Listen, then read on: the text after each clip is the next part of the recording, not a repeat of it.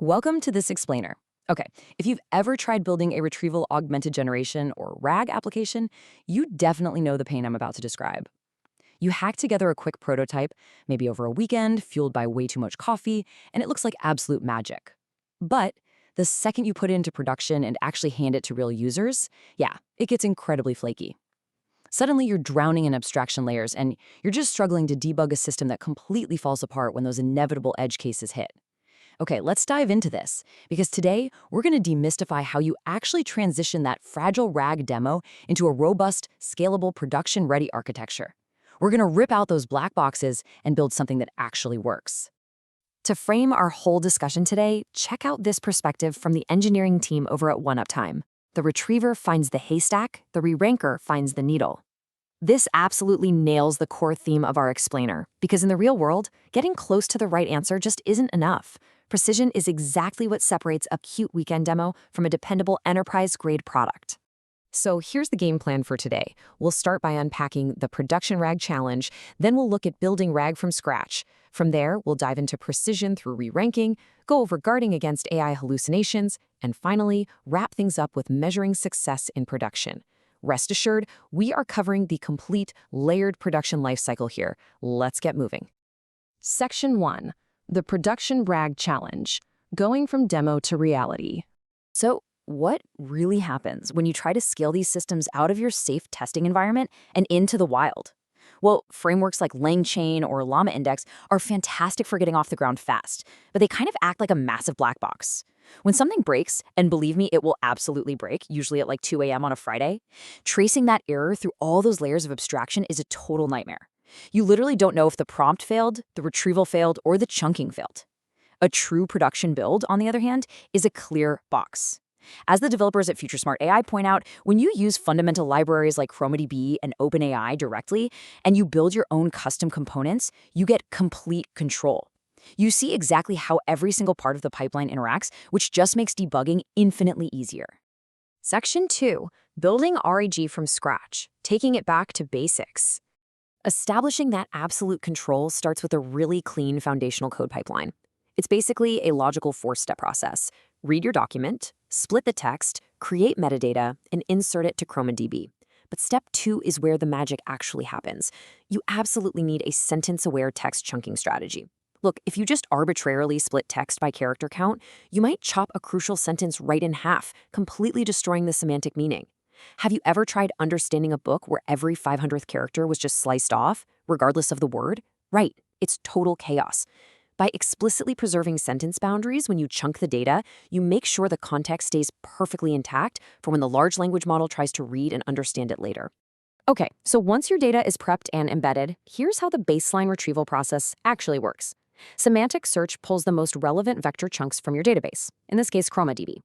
Then, the OpenAI API takes those chunks, pairs them with your user's conversational memory, and generates a contextual response. Now, this initial vector search is blazing fast. We're talking calculating distance between embeddings in milliseconds. But you've got to understand its main limitation. It optimizes for recall, not precision.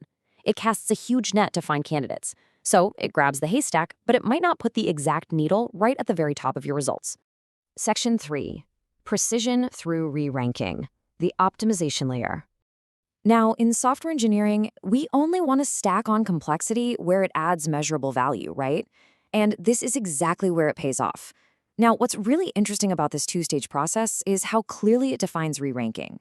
You take those initial candidates from your fast vector search, let's say the top 50 or 100 documents, and you pass them to a separate, highly accurate model that scores and reorders them. This elegantly fixes that annoying close but not quite right retrieval problem. It mathematically ensures that the absolute most relevant documents surface to the very top, way before you send anything over to the LLM's context window.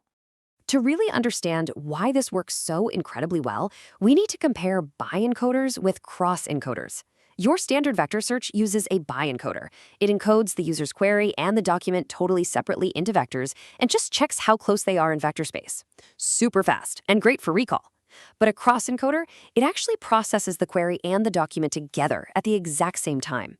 This lets the model's neural attention layers evaluate the complex relationship between specific words in the query and words in the document. That's what gives you true semantic relevance and surgical precision. Of course, there's no free lunch in engineering.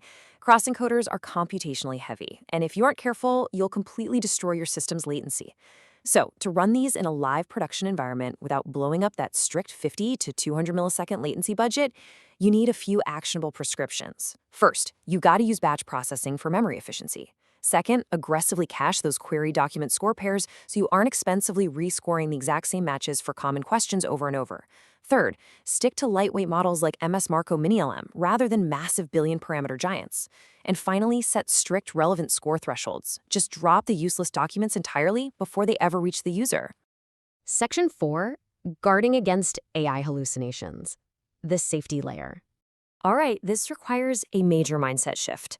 Because large language models, they are fundamentally incentivized by their training to guess rather than admit uncertainty. It's just how they're built. So before we look at what does work, we need to systematically bust some very common myths about what doesn't work to stop hallucinations. You can't just tell it not to hallucinate in the system prompt. The model literally doesn't know when it's lying. Thinking a bigger or newer model won't hallucinate is actually incredibly dangerous. Studies from companies like Nalgo show bigger models can actually increase confident errors because reasoning models just tend to make more claims overall. What about setting temperature to 0? Well, that doesn't fix hallucinations at all. It just makes the errors perfectly deterministic. And lastly, simply using RAG doesn't guarantee faithfulness. Your retrieval can miss the right document, or the model might just stubbornly ignore the context you gave it anyway. The reality we have to accept, you have to contain hallucinations, not cure them.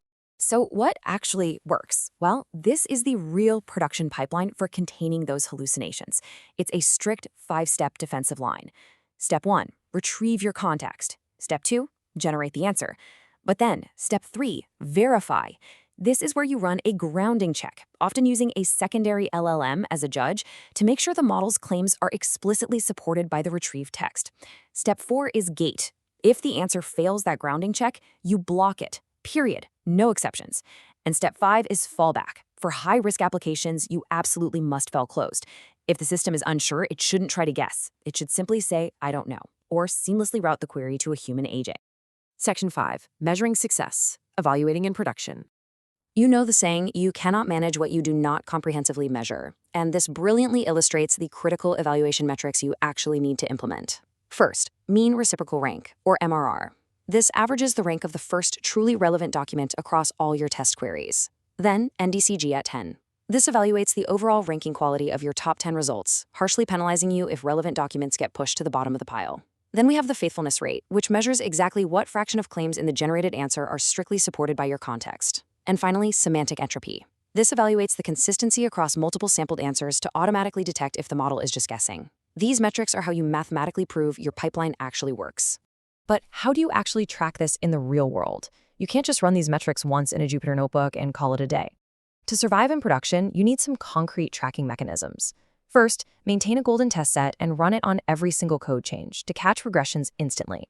Second, use automated graders like LLM as a judge or frameworks like Ragus to scale your evaluation.